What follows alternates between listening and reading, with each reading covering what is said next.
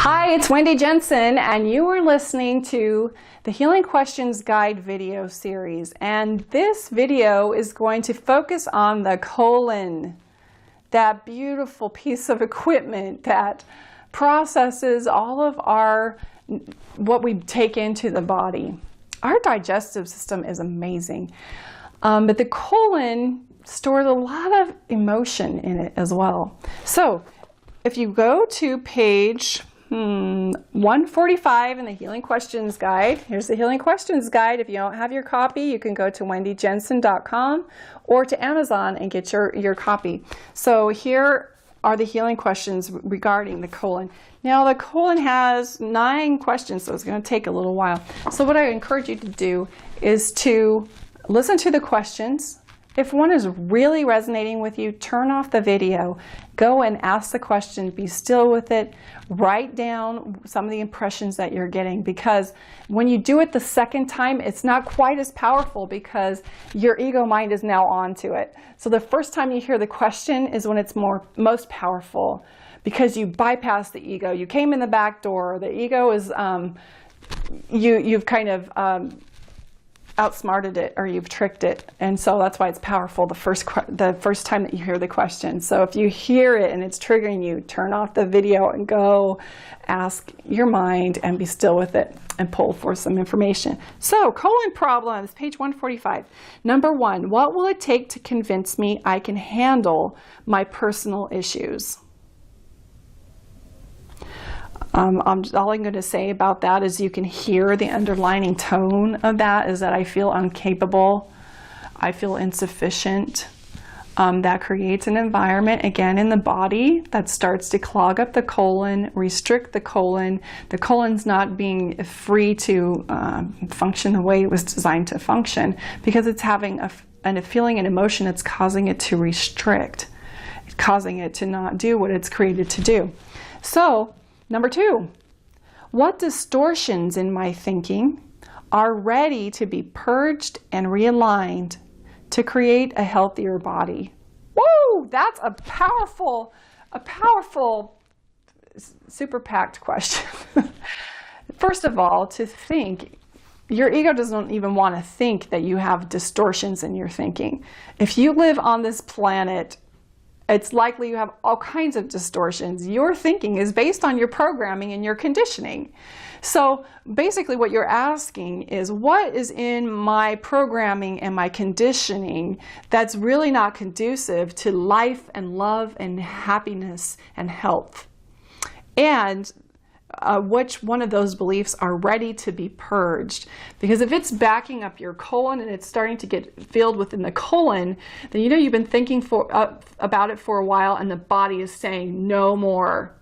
I put up with this long enough. So you want to take that belief that's really you're struggling with, that's right there at the surface and presenting itself.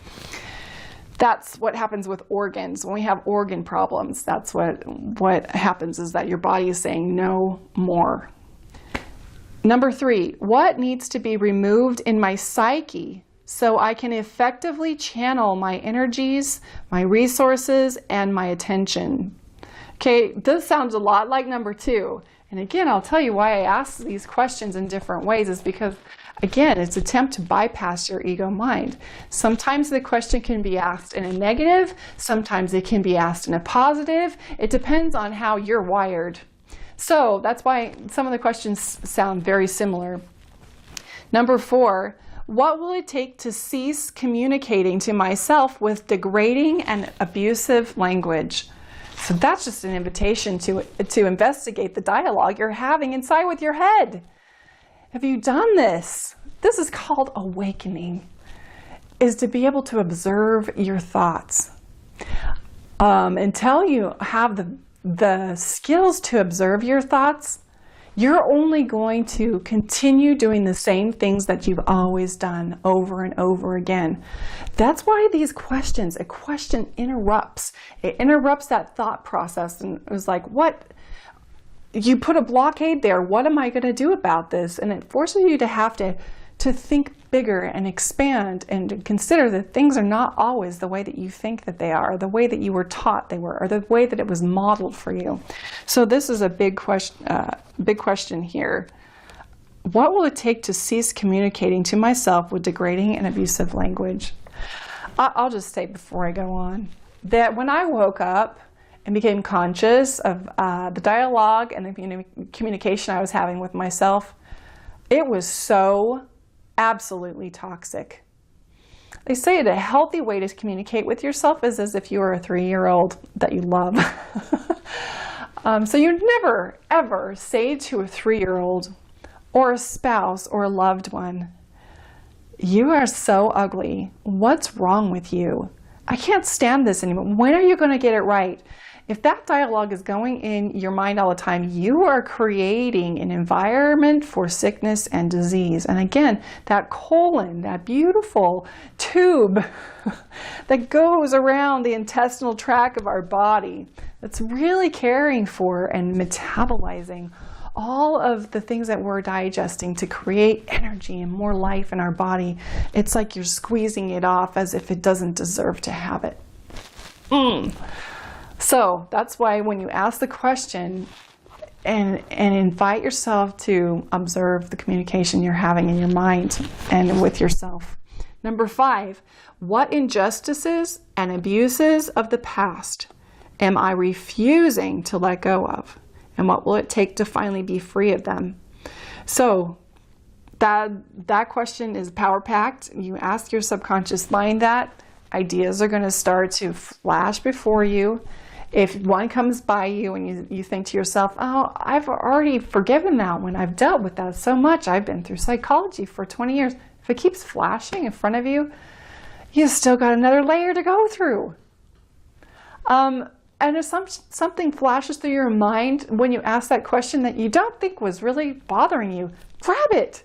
Grab it. It's not going to hurt to say, "Oh, maybe this situation needs more light shed on it. Maybe I need to have a little bit more forgiveness in this area. Maybe I need to apply the power of forgiveness to neutralize it so it's not bothering me. Maybe I had no idea that it was affecting me as much as it was." And so be still with your mind as you ask the question, what injustice that happened in the past still needs to be forgiven? And trust what your subconscious mind is flashing in front of you. Write it down. Apply forgiveness. If you want to know more about how to forgive, I'll be doing video series more on that, different strategies and how you can learn to forgive at a deep level so that you can really be clean and clear and cleansed of those toxic beliefs and toxic programming that happens when we have a traumatic thing happen in our life that feels so painful. So number 6, what will it take for me to believe in myself?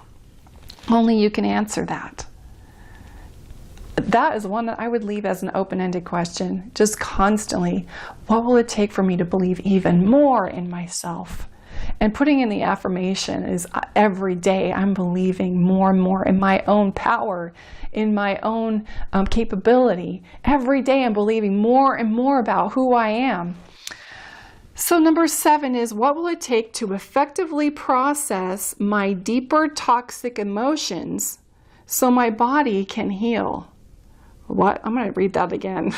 What will it take to effectively process my deeper toxic emotions so my body can heal?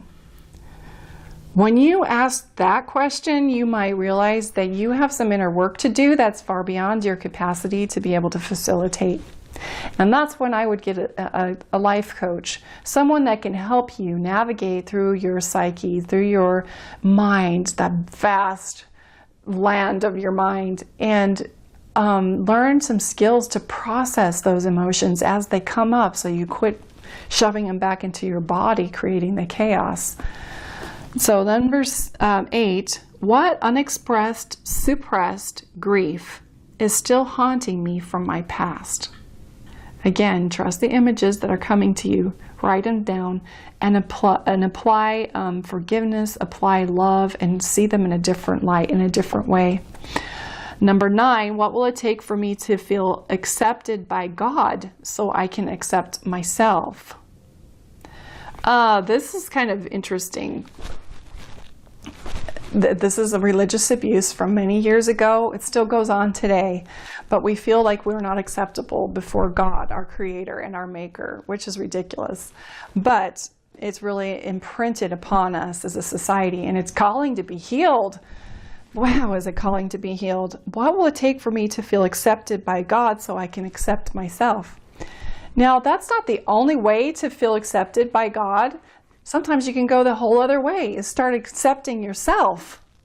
And then you start to feel accepted by God. So either one of those is going to help you. Sometimes a person needs to feel accepted by God before they accept themselves, and sometimes a person needs to accept themselves before they feel accepted by God. But the thing is you are in charge of the valve. I'll call it a valve, where you are the one at the opening. So thinking of a faucet, a water faucet, and you're turning it on. You're in charge of the pressure that's coming through the hose. Is it a little trickle or is it full speed?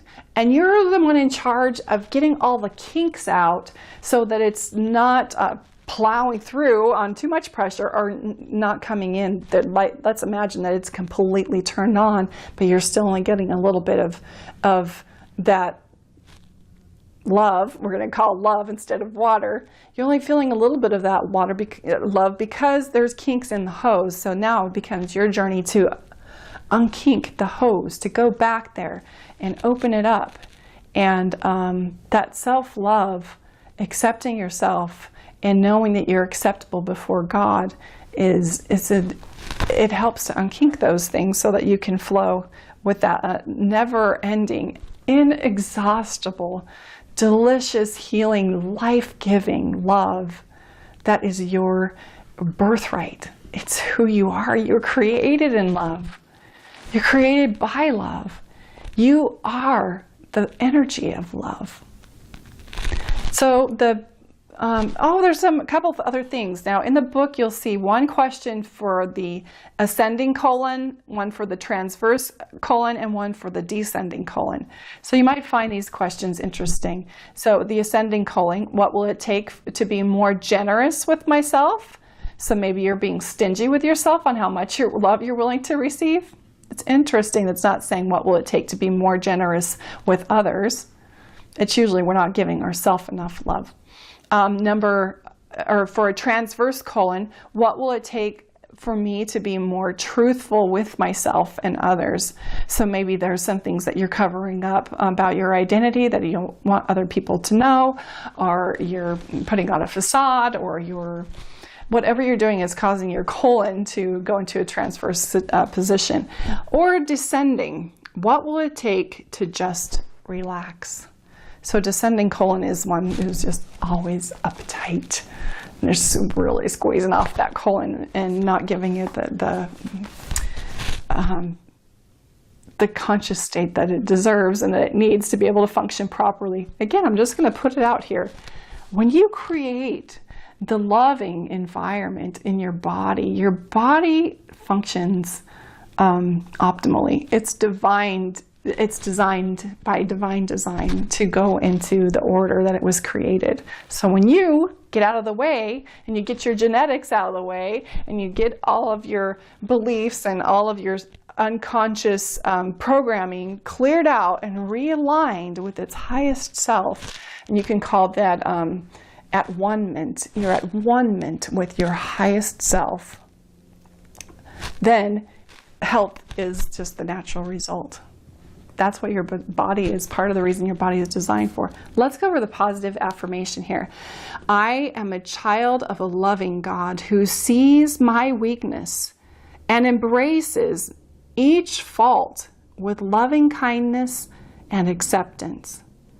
I choose to align my life with God's plan. I know my plan, and I surrender any resistance to that plan so I can align with the highest purpose for me.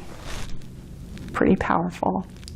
Again, I would use this on your mirror. I would create a card, put it in your wallet, somewhere where you're going to see it often, because these words are powerful in reversing what you're thinking about yourself. They bring you into a higher state of awareness and consciousness if you're willing to feel them, not just read the words, but feel the power behind them. And it creates a whole different state, a loving state that your body craves because it wants to go back into its divine order. Thank you for watching. Again, if you'd like to get my book, you can go to wendyjensen.com and you can get the book there, or you can get your copy of the Healing Questions Guide on Amazon. You can also get it there in the Kindle version if that works for you. Until I see you again later, bye.